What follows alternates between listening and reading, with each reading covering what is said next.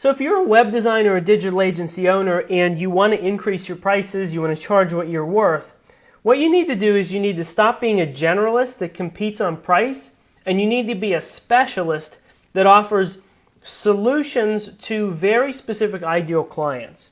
So you want to figure out what you specialize in. So start by just asking yourself, what are you really good at? What kind of projects do you really want to work on? What kind of ideal clients, what kind of clients do you want to work with, to try to figure out what your specialization is. And one really good exercise to do this is to make a list of the top 5 or top 10 best clients or best projects you've ever worked on, and ask yourself, why did those clients decide to work with you? And what were they really looking to get out of working with you? And you might have some big realizations. You might realize that, wow, all of the people, your top favorite clients were all in this one industry, or all needed this particular service, or they maybe all came to you and chose to work with you because of a certain thing that you do really well. Like maybe you do really good search engine optimization, and they all came to you because they saw competitors of theirs that were showing up high in search engines that you had built their websites for. Or maybe they came to you because they liked the specific style of website that you built, or they came to you all because they needed e-commerce websites. You got to figure out what you specialize in, and really that leads into who are your ideal clients. And once you've identified your ideal clients and what you want to specialize in, you want to only offer a small set of core services to those ideal clients.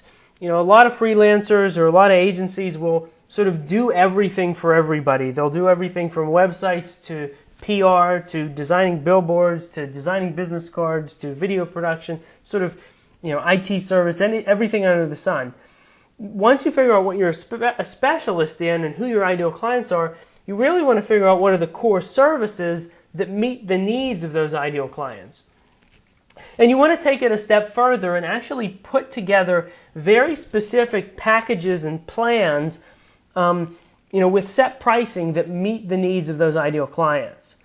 And you want to price all of these set packages and plans based on value instead of hours. So instead of just charging hourly, or instead of making up a price off the top of your head, you want to actually have set pricing that has a good profit margin in there and is based on the value that you're delivering to these ideal clients instead of just the hours that you're spending. And when you do it this way, you can increase your prices, and you can really increase your hourly rate, because you can do something that maybe doesn't take a lot of your time or a lot of your team's time, but provides a lot of value to the end client, and you can charge a lot for that service. And then what you want to do is in your marketing, and when you're talking with potential clients, whether you're emailing or whether you're actually doing consultations, you want to talk about the needs that you're going to meet and the problems that you're going to solve rather than what you're going to do technically. So many times web designers will go in and they'll be talking about WordPress and plugins and domains and hosting and all this technical stuff when they really need to be talking about the needs and wants of the client. So one of the things I always ask clients when I meet with them to do a consultation is, what is the main goal of this website?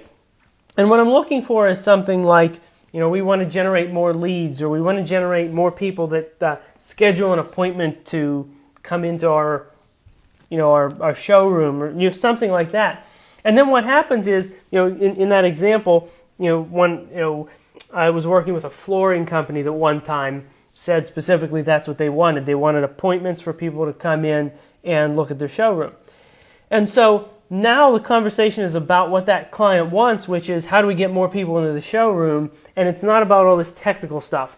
And that's when you appear to be an expert, you appear to be a specialist, and you can charge a lot more because you're talking about how you're going to get more people into the showroom, and you're not talking about all this technical stuff that they don't understand and doesn't make sense for them. The more you talk about what they really want, the more you can charge, and the more you seem like a specialist.